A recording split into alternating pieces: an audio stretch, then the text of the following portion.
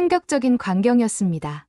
일본 고급 백화점에서, 대만 유명 유튜브 채널에서, 그리고 유럽 미슐랭 레스토랑에서 사람들이 줄을 서서 찾은 건 다름 아닌 한국산 과일이었습니다. 한때 한국 농산물은 내수용이라던 그 말은 지금 이 순간 세계 곳곳에서 조용히 무너지고 있습니다. 누군가는 먹고 울었고, 누군가는 손편지를 써보냈고, 누군가는 말했습니다. 이젠 한국 없이는 장사를 못하겠습니다. 하지만 이건 단지 맛의 승리가 아닙니다. 그 안에는 아주 오래전부터 진심 하나로 세계를 바꾸려 한 사람들의 이야기가 담겨 있습니다. 지금부터 세계를 뒤흔든 한국 과일 수출의 기적 같은 여정을 전합니다. 시청자분들의 귀한 1초. 구독과 좋아요, 알림 설정이 영상 제작에 큰 힘이 됩니다. 지금부터 시작합니다. 끝까지 시청 부탁드려요. 외국 나가서 과일을 팔겠다고요? 그게 되겠습니까? 정확히 10년 전 그 말을 꺼냈을 때 돌아온 반응이었습니다. 저는 충청남도의 한 농촌 연구소에 있었고 매일같이 품종 개량과 수확량 실험에 매달리던 사람입니다. 그날도 회의실엔 비닐하우스 냄새가 배어 있었고 농민들과 교수, 유통업체 관계자들이 모여 앉아 있었습니다. 저는 큰 용기를 내어 조심스럽게 입을 열었습니다. 우리 과일 수출해보는 건 어떨까요? 회의실에 잠시 정적이 흘렀고 이내 누군가 웃으며 말했습니다. 과일은 일본이나 대만 거나 아니면 현지 과일을 먹지 누가 한국 걸 수입하겠어요. 그 말엔 냉정한 현실이 녹아 있었습니다. 그 당시 국산 과일이라는 이름은 해외에선 아예 알려지지도 않았고 심지어 국내에서도 수입 과일보다 싸고 당도 낮은 정도로 치부되던 시절이었죠. 더군다나 일본과 대만, 홍콩 등은 전통적으로 고급 과일 시장의 강자였습니다. 샤인 머스켓 하나에 10만 원, 멜론 하나에 7만 원. 그 나라들에선 과일을 선물로 주고받고 프리미엄으로 포장해서 팔았습니다. 포장 하나하나에 금장 스티커와 직인까지 찍어내던 정성. 앞에 우린 늘 그 나라들처럼은 안 되지라는 인식이 깔려 있었던 겁니다. 하지만 저는 이상하게도 그게 전부라고는 느껴지지 않았습니다. 충남에서 실험하고 있던 품종들은 유독 병충해에 강했고 당도도 매년 높아지고 있었거든요. 그 중에서도 딸기 한 품종은 씹자마자 퍼지는 향이 유난히 강했고 참외는 얇은 껍질 속 과육의 밀도가 탁월했습니다. 사무실 한켠 실험 테이블에 앉아 샘플 과일을 자르던 한 연구원이 말했습니다. 이건 진짜 물건이에요.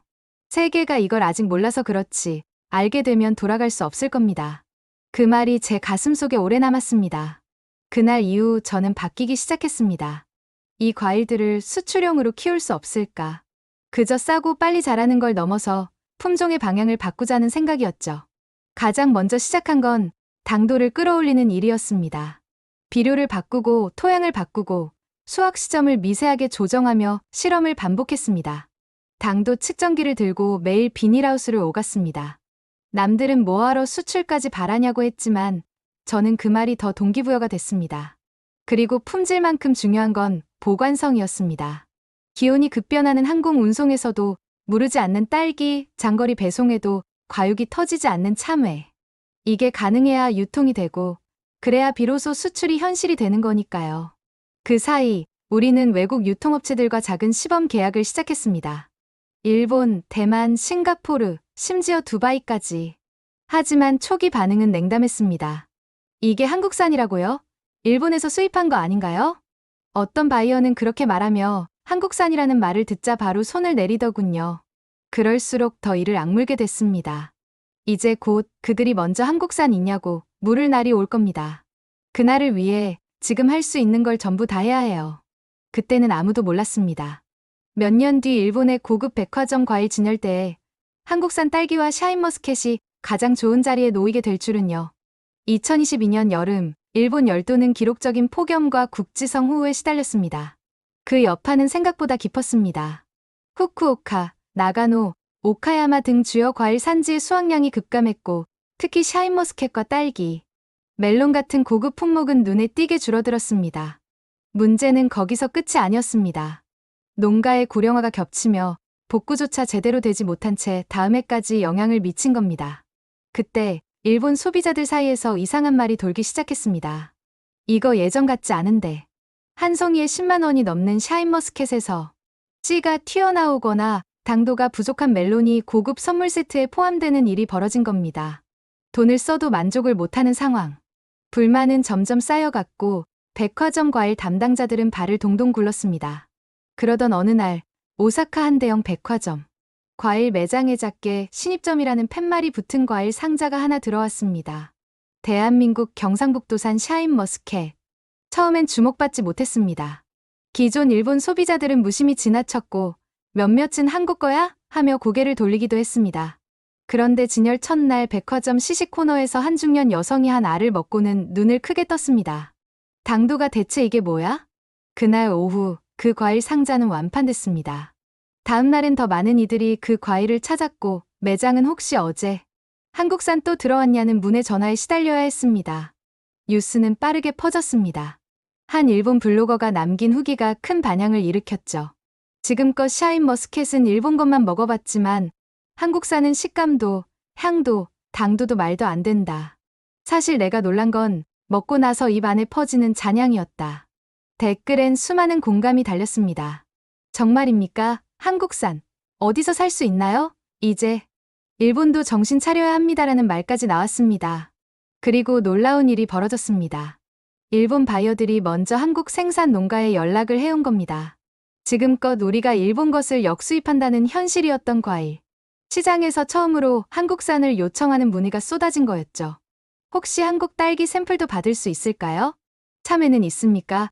일본에선 찾아보기 힘들어서요. 그 연락을 받은 저희는 처음엔 의심했습니다.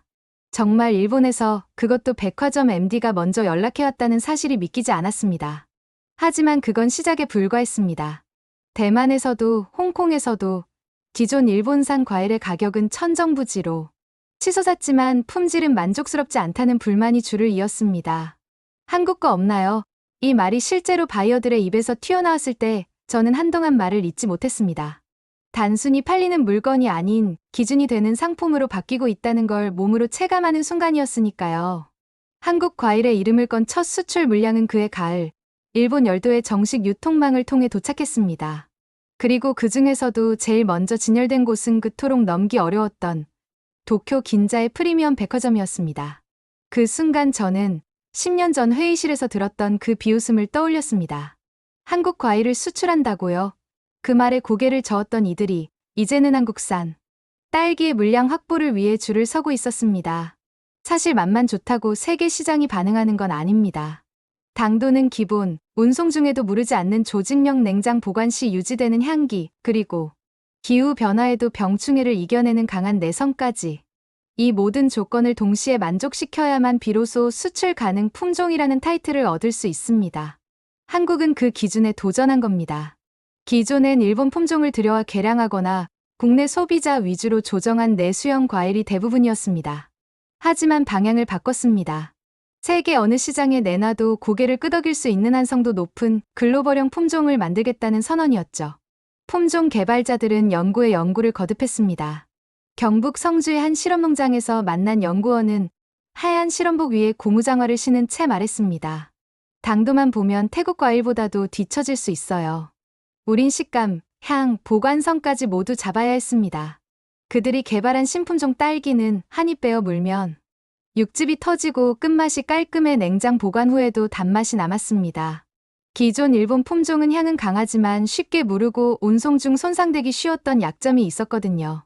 그 차이를 가장 먼저 알아본 건 다름 아닌 일본 바이어였습니다. 이게 국산이라고요? 후쿠오카 박람회장에서 처음 시식한 일본 유통사의 중역은 샘플 딸기를 몇 알 맛보더니 자리에서 일어났습니다. 그리고는 통역에게 다시 물었습니다. 정말 한국산이 맞냐고요.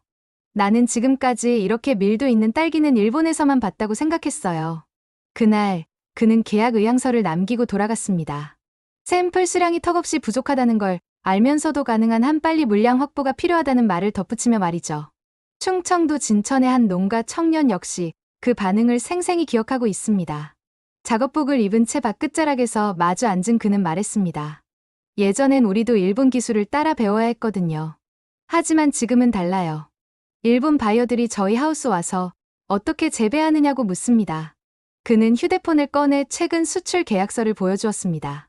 일본 도메시 장과의 직거래 물량, 대만 프리미엄 마트와의 독점 공급, 계약 그리고 프랑스 레스토랑 납품용 샤인머스켓까지. 처음엔 이게 그냥 운이 좋아서 되는 줄 알았습니다. 근데 반복되니까 느껴져요. 우리가 진짜 잘하고 있다는 거려. 기술은 이제 더 이상 연구소에만 머물지 않았습니다. 농민들의 손끝에서도 그 정교함이 드러나고 하우스 하나하나에 데이터가 누적되며 더 나은 품질을 향한 노하우가 쌓여갔습니다. 그 결실은 숫자로 나타났습니다. 2023년 한 해 한국 딸기 수출액은 사상 최고치를 경신했고 샤인머스켓은 수출 5년 만에 일본 내 3대 백화점 모두에 입점했습니다. 그리고 그걸 지켜본 일본 유통사 관계자의 말. 우리는 지금 한국이 과일로 프리미엄을 만든 첫 나라가 되는 걸 목격하고 있습니다. 농산물 수출에 있어 그 한마디는 단순한 칭찬이 아니라 탄도 변화의 선언이었습니다. 이제 한국은 기술로 말하는 나라가 되어가고 있었습니다. 이게 참외라고요? 껍질까지 먹고 싶을 정도인데요. 대만의 유명 식품 유튜버 리네이셩이 한국산 성주 참외를 처음 맛본 날 그가 남긴 말입니다. 그는 대만 전역의 특산 과일을 소개해온 인물이었고 입맛이 까다롭기로 유명했습니다. 그는 과일을 베어문 뒤 말을 멈추더니 껍질을 다시 만지작거리며 말했습니다. 도대체 이 껍질에서 무슨 향이 나는 거죠? 그냥 달아요. 영상은 조회수 150만 회를 넘기며 화제가 되었고 한국산 참외에 대한 관심은 순식간에 대만 전역으로 번졌습니다. 하지만 이 이야기는 그렇게 갑자기 시작된 게 아니었습니다. 경북 성주의 농민들은 오래전부터 고민하고 또 고민했습니다. 당도가 높으면 유통 중에 쉽게 무른다. 병충해에 강하면 맛이 밋밋해진다. 우린 둘 다 잡아야 살아남는다. 이런 각오로 시작된 품종 개량은 10년 넘게 이어진 성주 지역 농업기술센터의 집념이었습니다. 처음엔 아무도 믿지 않았습니다. 참외가 수출된다는 건 말도 안 되는 일처럼 보였기 때문입니다. 포장도 번거롭고 껍질이 얇아 수송 도중 쉽게 상할 수 있었으니까요. 하지만 성주의 농민들은 포기하지 않았습니다. 포장 기술을 바꾸고 저온 유통 시스템을 도입하며 심지어 참외 전용 박스의 접착 방식까지 바꾸는 세심함을 더했습니다. 무엇보다 품종 개량이 결정적이었습니다. 기존 12브릭스 수준의 당도를 15브릭스까지 끌어올리며 단맛과 아삭함, 그리고 향까지 극대화한 것이죠. 그리고 그 노력은 마침내 결실을 맺습니다. 2023년 여름, 대만의 한 고급 슈퍼마켓. 한국산 참외가 처음으로 진열됐을 때 현지 직원들조차 고개를 갸웃했습니다. 이건 멜론인가요? 참외라는 개념이 생소했던 그들에게 한국산은 완전히 새로운 경험이었습니다. 시식 코너에서 한 고객이 한 알을 베어 물었습니다. 이마에 땀이 맺힐 만큼 더운 날이었고 그는 말없이 씹더니 갑자기 웃으며 말했습니다. 이거 어릴 적 생각나요. 무조건 사야겠네요. 그날 이후 매장에선 참외가 연일 품절됐고 한국산 로고는 곧 프리미엄 마크처럼 여겨졌습니다. 대만에선 과일은 일본산이라는 공식이 있었어요. 그걸 바꾼 게 한국 참외였습니다. 대만 식품업계 관계자는 이렇게 말했습니다. 그는 이어서 덧붙였습니다. 우린 과일을 따뜻하게 키운다고 생각했어요. 근데 한국 참외는 정성이란 게 뭔지를 보여줬죠. 성주 참외를 재배하는 박노식 농민은 그 소식을 전해 듣고 하우스 한가운데서 고개를 떨구었습니다. 기쁨의 눈물이었습니다. 처음 수출 이야기 나왔을 땐 가족들이 말렸습니다. 망하면 어쩌려고 그러냐고. 근데 저도 그때 이렇게 될 줄은 몰랐어요. 그의 손엔 흙이 잔뜩 묻어 있었고 주름진 손등 위로 햇살이 스며들었습니다. 참외 하나가 나라를 대표할 수 있다는 걸 이제는 저도 믿습니다. 그 말은 결코 과장이 아니었습니다. 참외를 시작으로 한국의 여름 과일들은 이제 점점 더 많은 나라의 식탁 위로 올라가고 있었으니까요. 처음엔 그냥 우스갯소리처럼 들렸습니다. 중국 시장에 한국 딸기 흉내낸 제품이 돌아다닌대요. 하지만 실제로 사진이 도착했을 때 우리는 말문이 막혔습니다. 상자 겉면에 큼지막하게 한글로 적힌 문구. 프리미엄 한국 딸기. 심지어 태극기까지 인쇄돼 있었습니다. 그런데 그 딸기 한국산이 아니었습니다. 태국의 한 수입 과일 시장에서도 비슷한 일이 벌어졌습니다. 포장에 경북 성주산이라는 이름이 적혀 있었지만 생산지는 중국 광저우였습니다. 현지 소비자들은 진짜인 줄 알고 구매했다가 맛에서 차이를 느끼고 SNS에 올렸습니다. 이게 한국 딸기라면 나는 다시는 안 먹을 거예요. 그 한마디에 우리 농민들은 분노했습니다. 아무런 잘못도 없이 명성을 도움당한 겁니다. 실제로 한국산 딸기는 당도뿐 아니라 과육 밀도, 향기, 유통 안정성까지 검증된 상품입니다. 유럽이나 일본에 납품되는 딸기는 수출용 전용 품종으로 저온 유통망을 거쳐 도착해도 모양과 맛을 그대로 유지합니다. 하지만 가짜 제품은 전혀 달랐습니다. 껍질은 얇고 쉽게 물렀으며 당도는 8브릭스 수준도 되지 않았습니다. 한마디로 포장만 한국이고 내용은 아무 상관없는 제품이었던 겁니다. 문제는 이런 가짜 K과일이 점점 더 널리 퍼지고 있다는 사실이었습니다. 일부 외국 소비자들은 원산지를 구분할 기준이 없었고 결과적으로 진짜 한국산 과일까지 의심하기 시작했습니다. 요즘 한국산도 예전만 못하다는 반응이 퍼지던 찰나 농림축산식품부와 품종개발진흥원이 움직였습니다. 정부는 곧바로 긴급 조사를 벌이고 K프루트 정품 인증 마크 도입을 발표했습니다. 이 마크는 단순한 스티커가 아닙니다. 생산지, 수확일, 품종 코드, 유통 경로까지 디지털로 연동되는 이력 추적 시스템입니다. QR코드를 찍으면 어느 지역 농장에서 언제 수확됐는지까지 확인할 수 있도록 만든 것이죠. 그리고 이 기술은 가짜를 걸러내는 가장 강력한 무기가 됐습니다. 일본의 한 방송 다큐멘터리는 이 문제를 집중 조명했습니다. 소비자 패널을 모아 한국산과 가짜 제품을 블라인드 테스트했고 결과는 극명했습니다. 이건 향이 강한데 이쪽은 밍밍해요. 씹는 느낌이 다릅니다.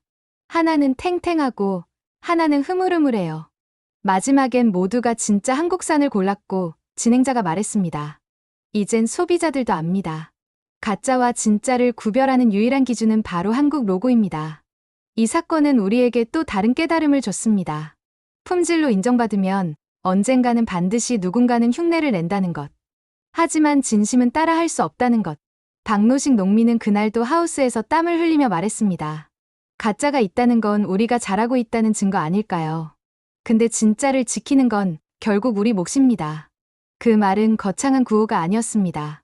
매일같이 흙을 만지고 해가 뜨면 나가고 해가 지면 들어오는 이들이 하는 말이었기 때문입니다. 그래서 더 믿을 수 있었습니다. 가짜는 언젠가 사라지고 진짜는 남는다는 걸 우리는 그렇게 배우고 있습니다. 처음 한국산 과일을 유럽에 소개했을 때 반응은 조심스러웠습니다. 아시아산이면 보관은 어렵겠네요. 향은 강해도 금방 무르지 않나요? 그들은 그렇게 말하며 기존의 고정관념을 드러냈습니다. 유럽은 전통적으로 자국산 과일에 대한 자부심이 강한 시장입니다. 프랑스의 복숭아, 스페인의 오렌지, 이탈리아의 포도. 각국이 자국산 프리미엄 브랜드를 유지하고 있었고 외산 과일은 대부분 열대과일처럼 범용 유통용으로 취급받아 왔습니다. 그런데 2024년 초 독일 쾰른에서 열린 세계 식품박람회의 변화가 감지됐습니다. 한국 농식품관 부스 앞에 사람들이 줄을 서기 시작한 겁니다. 처음엔 호기심이었습니다. 한국에서 온 딸기, 한국 샤인머스켓이라는 설명이 붙은 진열대 앞에서 이탈리아 바이어 한 명이 딸기를 한 알 집어 먹었습니다. 그리고는 아무 말 없이 옆 사람을 쳐다봤습니다. 당도는 14 이상. 조직 밀도도 훌륭해. 근데 이건 향이 완전히 다르잖아. 다음은 프랑스의 유기농 유통업체 대표가 시식에 나섰습니다. 그는 한 입 베어 문 뒤 말을 아꼈습니다. 몇 초 후 고개를 끄덕이며 한마디를 남겼습니다. 이건 아시아 로컬이 아니야. 글로벌 프리미엄입니다. 그 말은 행사장의 분위기를 바꿔놓았습니다. 유럽은 과일 유통에 있어 까다로운 저장 기준과 인증 절차로 유명합니다. 상온 유통이 일반화된 시장에서 저온 보관, 배송, 재포장까지 허들이 매우 높았기 때문에 아시아산 과일은 늘 한계가 있었죠. 하지만 한국산 과일은 달랐습니다. 수확 단계부터 유럽 운송을 고려해 수분 함량과 당도, 표면 밀도까지 통제하고 냉장 상태에서도 유지되는 향기를 살리는 품종을 따로 개발한 것입니다. 그 결과 유럽에서 샤인머스켓을 구매한 고객의 재구매율이 78%에 달했습니다. 독일 함부르크의 한 마켓 MD는 인터뷰에서 이렇게 말했습니다. 샤인머스켓을 처음 들여올 땐 왜 이렇게 비싸냐는 불만이 많았습니다. 그런데 한번 먹어본 고객들은 그 다음엔 묻지도 않더군요. 그냥 장바구니에 넣습니다. 그들의 반응은 또 다른 시장으로 확산됐습니다. 영국의 고급 백화점 체인에서는 K프루트 전용 진열대가 만들어졌고 벨기에에서는 한국산 딸기를 이용한 디저트 메뉴가 미슐랭 레스토랑에 올라갔습니다. 심지어 노르웨이의 한 와인 수입업체는 참외를 안주용으로 활용하며 특별 패키지를 출시했습니다. 이건 디저트가 아니라 하나의 문화예요. 그 말은 저희에게 더없이 큰 격려였습니다. 수출 1세대 농민 이지훈 씨는 말했습니다. 처음엔 한국 과일이 유럽 간다는 게 꿈 같았죠. 근데 지금은 제가 만든 과일이 파리 어느 식당에서 먹히고 있다는 생각만 해도 손이 더 정성스러워져요. 이젠 유럽에서 과일을 수입하려는 바이어들은 한국 부스를 먼저 찾습니다. 일본도 대만도 아닌 한국. 품질을 넘어서 정성을 수입한다는 믿음이 생겼기 때문입니다. 그리고 그 믿음은 숫자로 이어졌습니다. 2024년 상반기 한국산 딸기와 샤인머스켓의 유럽 수출량은 전년 대비 3배 이상 증가했고 신규 계약 건수는 역대 최고치를 기록했습니다. 프랑스의 유통기업 부사장은 이런 말을 남겼습니다. 한국 농업은 더 이상 변방이 아닙니다. 이건 기술이고 예술이며 철학입니다. 그래서 우리도 존중하게 됩니다. 이제 유럽의 프리미엄 시장에서도 한국의 과일은 단순한 수입품이 아닌 브랜드로 받아들여지고 있습니다. 그리고 그 중심에는 이름 없는 농민들의 땀과 연구진들의 수고, 그리고 수출 현장에서 포장 하나까지 신경 쓰는 이들의 노력이 자리하고 있었습니다. 일본 오사카 외곽에 사는 노부부에게 처음으로 한국산 딸기가 배달된 날은 한겨울이었습니다. 비닐 포장 안에 딸기가 가지런히 정렬돼 있었고 표면은 투명한 물방울처럼 빛나고 있었습니다. 할머니는 조심스럽게 딸기를 꺼내어 반으로 갈랐습니다. 이건 뭐랄까, 그냥 먹기 아까운 느낌이네. 할아버지는 가만히 한 알을 집어 한 입 빼어 물었습니다. 그리고는 그대로 멈춰 있었습니다. 그가 말한 첫 마디는 이랬습니다. 예전엔 이런 맛이 없었어. 이 부부는 매년 손주 생일마다 백화점에서 고급 과일을 사주던 분들이었습니다. 일본산이 최고라 믿었고 다른 나라 과일은 아예 보지도 않았던 분들이었죠. 그런데 그날 이후 이 부부는 다른 과일은 사지 않게 되었다고 말했습니다. 한국산이 있으면 무조건 그걸 고르게 돼요. 이유는 몰라요. 그냥 그렇게 돼요. 대만에서는 더 극적인 반응이 있었습니다. 한 대학생이 SNS에 남긴 짧은 글이 큰 울림을 줬습니다. 처음 먹고 울컥했다. 이건 그냥 맛있는 과일이 아니라 누군가가 나를 위해 준비해준 것 같은 느낌이었다. 그 글엔 수천 개의 좋아요가 붙었고 댓글엔 나도 그랬어. 무슨 과일이 이렇게 위로가 되냐는 공감이 이어졌습니다. 그 학생은 나중에 친구들과 돈을 모아 한국산 과일을 공동 구매했다고 전했습니다. 싱가포르의 한 엄마는 딸기 박스 안에 손편지를 넣어 보냈습니다. 이 딸기를 키운 분께 이건 그냥 과일이 아니었어요. 딸과 저는 요즘 이걸 먹으며 같이 웃고 있어요. 고맙습니다. 처음엔 납품업체를 통해 전달된 편지였지만 그 편지는 결국 해당 농가에 도착했습니다. 충남 아산의 한 농가에서 딸기를 재배하던 이정희 씨는 편지를 읽고 아무 말도 하지 못했습니다. 그리고는 조용히 박스를 닫으며 중얼거렸습니다. 이게 그냥 과일이 아니구나. 사람들이 말합니다. 어쩌다 한국 과일이 이렇게까지 됐냐고. 농민들은 말합니다. 사람이 먹는 걸 만들고 있다는 생각을 놓지 않았기 때문이라고. 당도가 조금이라도 부족하면 다음 해에는 다시 실험하고, 식감이 마음에 안 들면 수확 시기를 조정하고, 냉장 운송 중 무르는 일이 생기면 포장 방식을 뜯어고치는 것. 이 모든 과정이 단순한 상품 개발이 아니라 누군가에게 위로를 건네는 진심 전달이었기 때문입니다. 요즘은 해외 바이어들이 먼저 편지를 보내옵니다. 올해도 부탁드립니다. 우리 고객들은 그 과일을 기다리고 있습니다. 한때는 단가로 협상하던 자리에서 지금은 고객의 마음을 먼저 이야기합니다. 한국 농민들은 그 말이 얼마나 무거운지 잘 알고 있습니다. 그리고 그 무게를 감당하기 위해 매일 밭으로 나갑니다. 비닐하우스 문을 열면 새벽 냄새가 퍼지고 그 안에는 딸기와 참외, 샤인머스켓이 조용히 익어가고 있습니다. 농민 박노식 씨는 말합니다. 우린 과일을 파는 게 아니에요. 신뢰를 파는 거예요. 그가 하루에도 몇 번씩 품질을 확인하는 이유, 밤늦게까지 습도와 온도를 조절하는 이유는 단 하나입니다. 그 사람들, 우리가 만든 걸 믿고 기다리고 있으니까요. 그 말엔 농민의 자부심이 담겨 있었습니다. 그리고 그 자부심은 수출 수치를 뛰어넘는 진심의 가치로 세계에 퍼지고 있었습니다. 2024년 가을, 일본 도쿄의 한 대형 유통사 전략회의에서 예상치 못한 발언이 나왔습니다. 한국산 과일이 빠지면 매출이 반토막 납니다.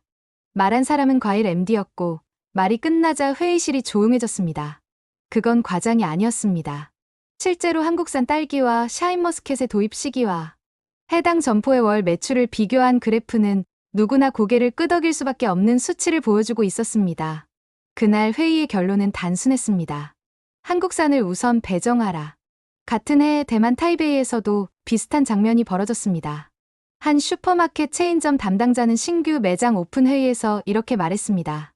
우리 오픈 첫날 반드시 한국산 참외로 시작해야 합니다. 이제 한국 과일은 단순한 수입 품목이 아니었습니다. 유통 전략의 핵심, 브랜드 가치의 상징이 된 것입니다. 그에 맞춰 한국 정부도 움직였습니다. 농림축산식품부는 2025년부터 K프루트 라벨 제도를 본격화하기로 결정했습니다. 이 라벨은 단순한 국가 표시가 아닙니다. 품종 개발, 수확, 선별, 유통, 수출까지 전체 과정이 일정 기준을 넘었을 때만 부착되는 품질 인증 마크입니다. 그 안엔 기술자와 농민, 그리고 유통 전문가들의 손길이 담겨 있고 세계 시장에서의 신뢰를 만드는 마지막 도장 역할을 하게 됩니다. 이 라벨이 붙은 과일은 일본과 유럽의 고급 백화점에서도 자동 프리미엄 코너로 분류됩니다. 실제로 도쿄 긴자의 한 고급 매장은 한국산 샤인머스켓의 별도의 유리 진열장을 마련했고 그 안에는 다음과 같은 문구가 적혀 있었습니다. 지금 이 과일이 당신의 과일 기준을 바꿉니다. 그리고 그 아래 작은 글씨가 덧붙어 있었습니다. 한국으로부터. 놀라운 건 소비자 반응입니다. 한국산이면 고민 안 해요. 바로 사죠. 가격이 좀 더 비싸도 믿고 먹을 수 있어요. 그들은 이제 한국 로고가 붙은 과일을 하나의 브랜드로 인식하고 있었습니다.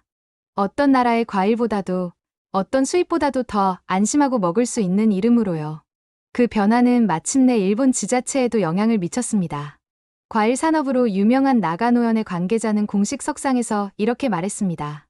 우리는 지금까지 일본 농업이 최고라는 자부심을 갖고 있었습니다. 하지만 최근 한국의 품종, 유통, 브랜드 전략을 보며 깨닫게 됐습니다. 이젠 우리가 한국을 배우고 따라야 할 때입니다. 그 말은 충격적이면서도 솔직했습니다. 그건 경쟁이 아니라 존중이었고 세계 시장이 정직하게 반응하고 있다는 증거였습니다. 그리고 그 반응은 매일같이 땅을 일구는 이름 없는 농민들의 손끝에서 시작된 것이었습니다. 충남 예산에서 참외를 재배하는 김영복 씨는 오늘도 새벽부터 하우스를 돌았습니다. 그는 과일 하나하나를 살피며 이렇게 말했습니다.